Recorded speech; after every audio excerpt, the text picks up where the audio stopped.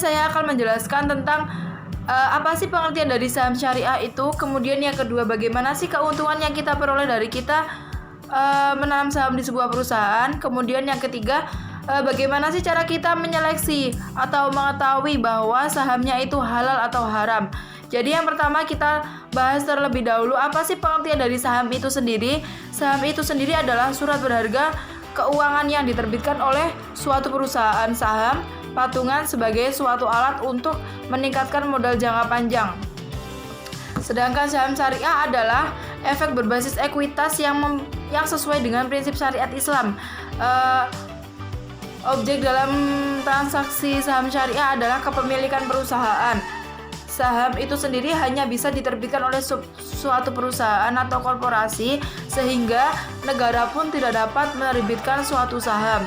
Hubungan investor dengan penerbit saham atau pemilik perusahaan yaitu hubungan kepemilikan, sehingga investor merupakan pemilik atau pemegang saham dari perusahaan tersebut. Penerbitan saham akan berpengaruh pada sisi modal suatu perusahaan, sehingga berdampak terhadap komposisi pemegang saham. Kemudian presentase kepemilikan perusahaan oleh investor ditunjukkan oleh jumlah saham yang dimilikinya. Jadi presentase kepemilikan dari investor tergantung seberapa besar investor menanam modal sahamnya di sebuah perusahaannya itu. Kemudian sebagai pemegang saham, investor berhak mengikuti rapat umum pemegang saham atau RUPS dan menikmati keuntungan perusahaan dalam bentuk kenaikan harga saham dan juga bonus perusahaan yang biasanya disebut dengan dividen. Di sisi lain, investor juga harus ikut menanggung kerugian perusahaan, misalnya jika harga sahamnya itu turun, kemudian tidak mendapatkan dividen, atau bisa juga modal tidak kembali apabila emitennya itu bangkrut. Kemudian, hubungan perjanjian antar sesama pemegang saham perusahaan menggunakan akad syirkah al-musyahamah atau akad kerjasama yang tidak mengenal batas waktu. Jadi dalam sebuah perusahaan tidak mungkin cuma ada satu orang yang menanam modal sahamnya itu di sebuah perusahaan, akan tetapi ada satu atau dua atau bahkan bisa lebih. Makanya dikasih atau diberi akad perjanjiannya itu agar tidak terjadi sebuah permasalahan di kemudian harinya. Kemudian apabila investor melakukan transaksi jual beli saham syariahnya itu, maka otomatis si investornya itu menjual saham yang dimiliki di perusahaan itu kepada investor lain atau ke perusahaan lain atau pihak lain. Kemudian apa sih keuntungannya kita peroleh jika kita menanam saham di sebuah perusahaan? Jadi yang pertama yaitu berupa dividen. Dividen ini biasa disebut dengan bonus perusahaan. Dividen adalah keuntungan yang diberikan perusahaan penerbit saham atas keuntungan yang dihasilkan perusahaan. Dividen diberikan biasanya setiap setahun sekali berupa uang tunai.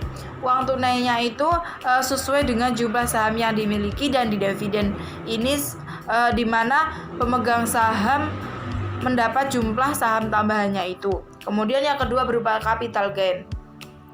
Jadi capital gain adalah selisih antara harga beli dengan harga jual. Capital gain ini terbentuk dengan adanya aktivitas perdagangan di pasar sekunder. Jadi pada umumnya itu investor jangka pendek yang mengharapkan keuntungan di capital gain ini. Kenapa? Karena investor jangka pendek akan menjual sahamnya itu ke investor lain dengan mengharapkan keuntungannya lebih besar dalam waktu yang singkat. Akan tetapi dengan seiring berfluktuasi harga saham juga dapat membuat investor tersebut mengalami kerugian yang sangat besar dengan jangka waktu yang sangat singkat. Jadi saham itu dikenal dengan memiliki karakteristik high risk, high return. Dengan artinya saham itu merupakan surat berharga yang memberikan peluang keuntungannya tinggi, namun juga berpotensi resiko yang tinggi. Kemudian yang ketiga, bagaimana sih cara kita menyeleksi atau mengetahui bahwa sahamnya itu halal atau haram? Jadi yang pertama, menyeleksi terhadap halal atau haramnya jenis usaha emitennya tersebut. Kemudian tahap kedua dan ketiga, menyeleksi terhadap besaran riba oleh perusahaan dalam mengelola usahanya.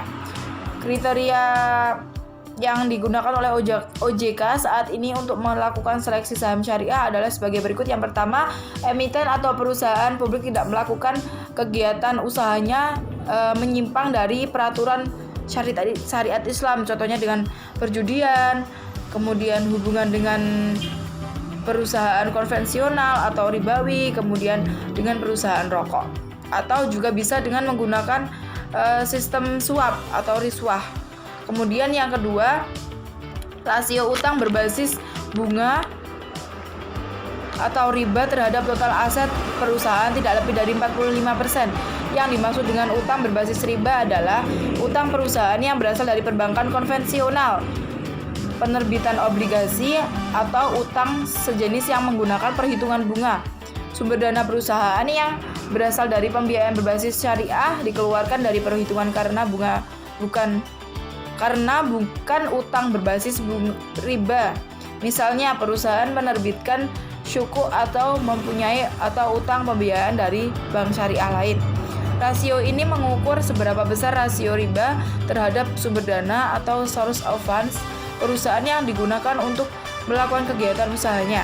Kemudian yang ketiga, rasio total pendapatan bunga dan pendapatan tidak halal lainnya dibandingkan dengan total pendapatan usaha atau revenue dan pendapatan lain-lain tidak lebih dari 10%. Rasio ini mengukur seberapa besar rasio riba terhadap sumber pendapatan perusahaan.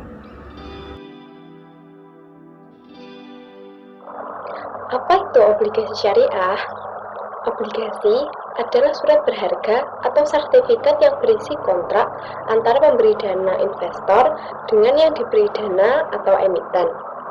Dengan kata lain, obligasi konvensional merupakan suatu surat berharga jangka panjang yang bersifat utang, di mana penerbit memiliki kewajiban membayar bunga kepada pemegang surat berharga tersebut selama periode tertentu dan melunasi pokok pada saat jatuh tempo. Obligasi konvensional tidak dibenarkan oleh syariah, karena obligasi bersifat utang dengan kewajiban membayar berdasarkan bunga seperti yang ada pada obligasi konvensional. Istilah obligasi itu sendiri sebenarnya tidak tepat, karena obligasi adalah surat utang yang tidak dibenarkan oleh syariah. Istilah yang paling tepat adalah sukuk, yaitu surat berharga yang berisi akad pembiayaan berdasarkan prinsip syariah. Namun, untuk sementara ini, sukuk masih disamakan dengan obligasi syariah. Jenis-jenis obligasi syariah berdasarkan tingkat imbal hasil, ada floating rate syariah bond. Jenis ini memiliki imbal hasil yang bersifat mengambang dan tidak dapat dipastikan nilai absolutnya. Pada umumnya, jenis obligasi syariah ini menggunakan akad yang berbasis bagi hasil, seperti mudharabah atau musyarakah. Obligasi syariah dengan kupon tetap. Obligasi syariah ini memiliki imbal hasil yang bersifat tetap. Salah satu jenisnya adalah instrumen sukuk. Obligasi syariah ini menggunakan skema akad HI al-istiqlal, yang merupakan kombinasi antara akad jual beli dengan sewa. Ada pula bentuk-bentuk obligasi syariah, seperti obligasi mudharabah, yaitu obligasi syariah yang menggunakan akad mudharabah, yaitu akad kerja sama antara pemilik modal dengan pengelola. Obligasi ijarah adalah obligasi syariah berdasarkan akad ijarah yang merupakan suatu jenis akad untuk mengambil manfaat dengan jalan penggantian. Artinya, pemilik harta memberikan hak untuk memanfaatkan objek yang ditransaksikan melalui penguasaan sementara atau peminjaman objek dengan manfaat tertentu dengan membayar imbalan kepada pemilik objek.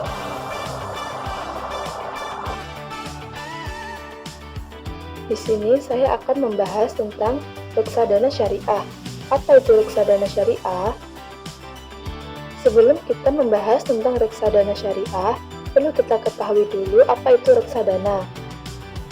Reksadana adalah suatu wadah yang digunakan untuk menghimpun dana dari masyarakat pemodal yang selanjutnya diinvestasikan dalam portofolio efek oleh manajer investasi.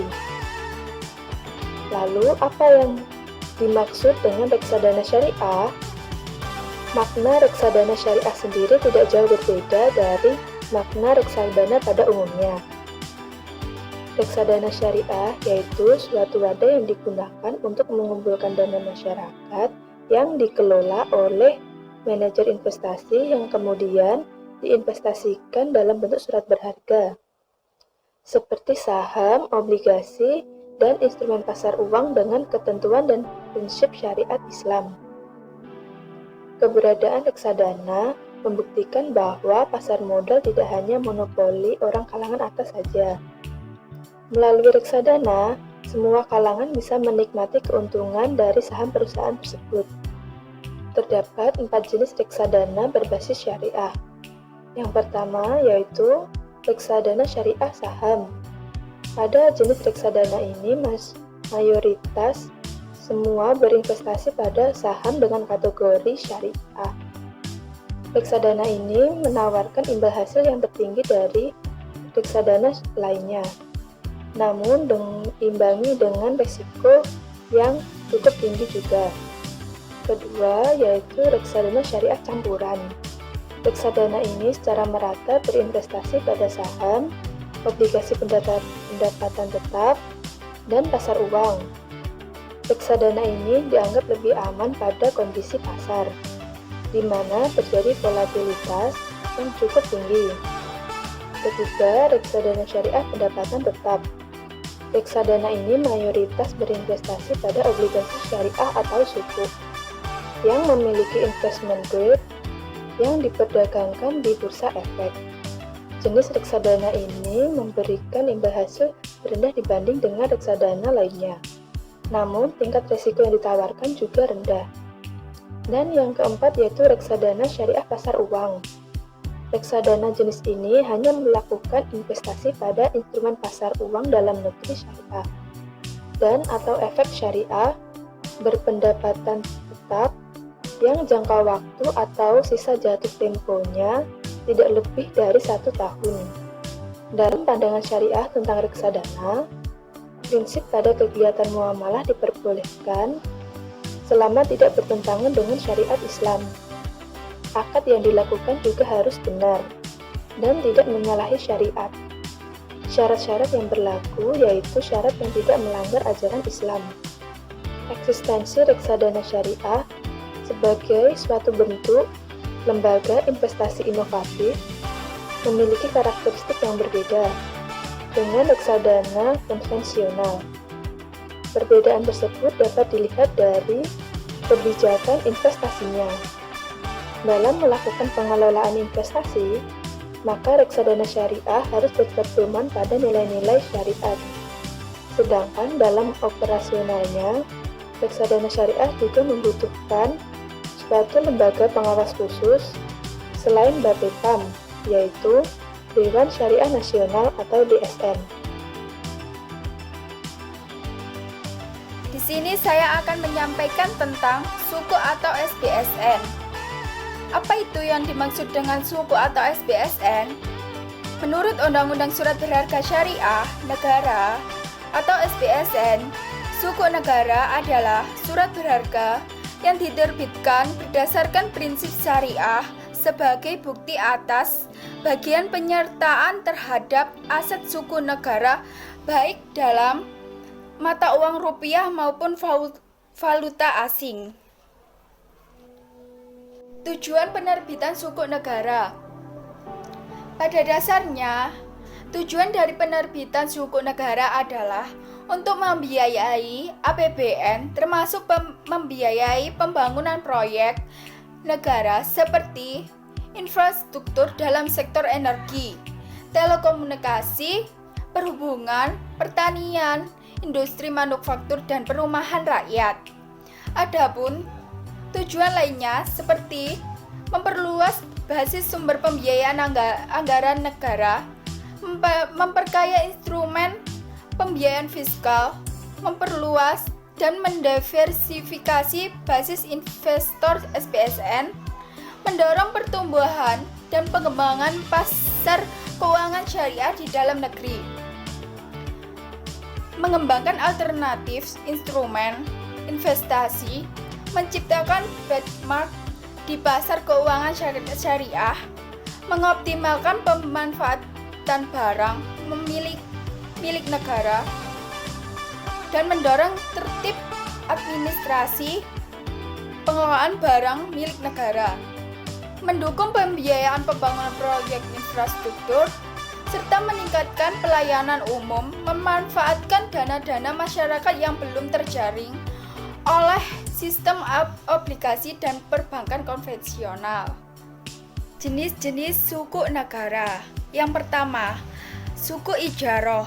Suku ijaroh yaitu suku yang diterbitkan berdasarkan perjanjian atau akad ijaroh di mana satu pihak bertindak sendiri atau melalui wakilnya menjual atau menyewakan hak manfaat atas suatu aset kepada pihak lain berdasarkan harga dan periode yang disepakati tanpa diikuti dengan pemindahan kepemilikan aset itu sendiri.